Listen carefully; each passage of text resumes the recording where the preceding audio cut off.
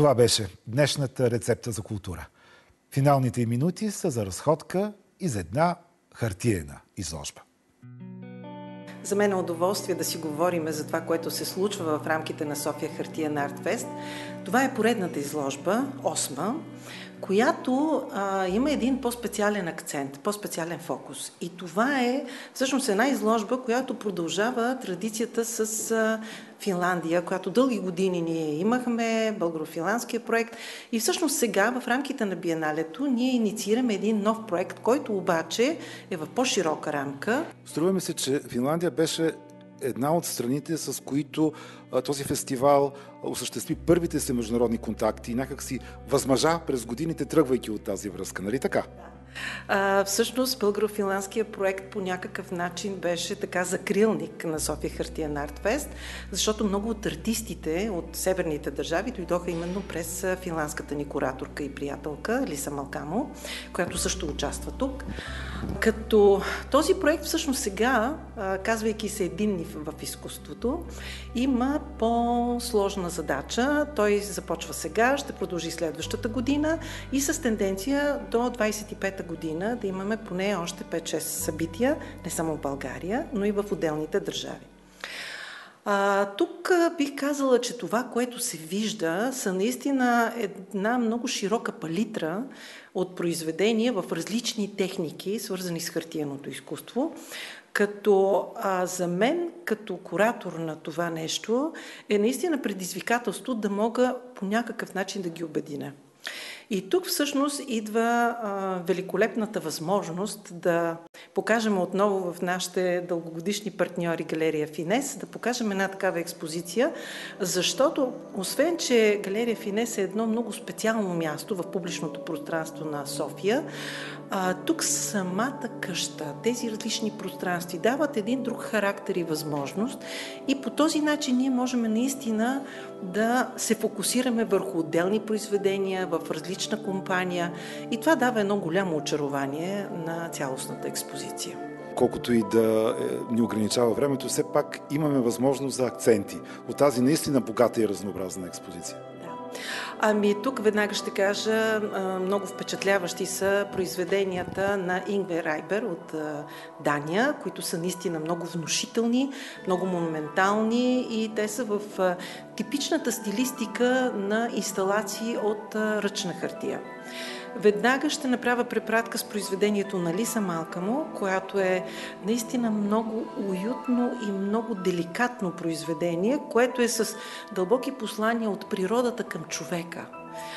В следващия момент инсталацията на Маргарете Манервик от Швеция, която е наистина внушителна. Тя ни посреща, когато влезнем в залата. Лично аз обожавам тази инсталация, защото освен, че тя е минималистична, нещо много характерно за северните държави, тя е и много монументална. И така, тази препратка с стволовете на дърво са наистина много близки до всеки от нас и стои като един олтар в началото на изложбата.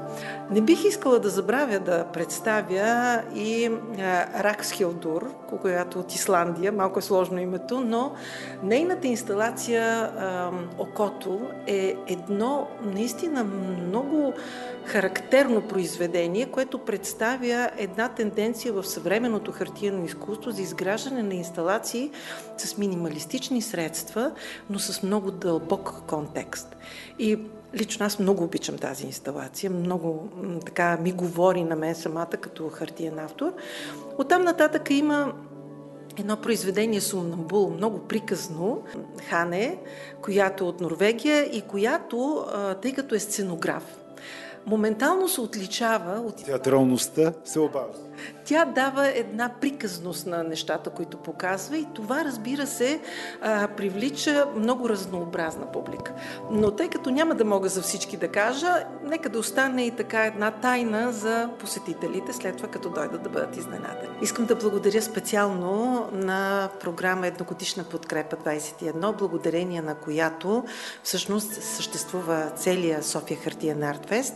Това е програма на Национален фонд култура. Тук искам да благодаря също така и на програма за възстановяване на самостоятелна творчески организации, отново на Национален фонд култура, която всъщност програма ще спомогне този проект не само сега в това издание, а в цялостното му развитие в следващата година да бъде представен. И разбира се, нашите дългогодишни приятели, това са от културен календар на Столична община. Винаги съм си мислил, че галеристите са за завиждане в едно отношение. Къщата им се преобразява с всяка нова експозиция. Различни ветрове, различни настроения, различни пространства сякаш се разгръщат с поредната изложба. Как виждаш ти сега галерията с тези прекрасни произведения?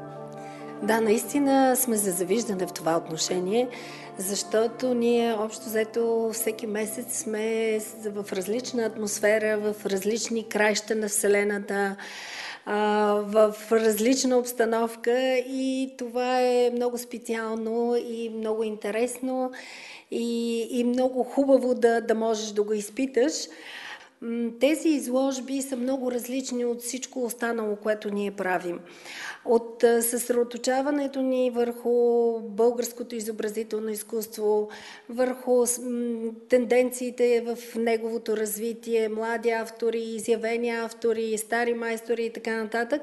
В един момент обаче е много важно и ние в галерия Финес вече от доста време така залагаме много на тази посока, да отвориме нашите хоризонти и да погледнем какво се случва и навън, какво е развитието на съвременното изкуство и в другите страни и съответно, ако можем да представим всичко това и в галерията.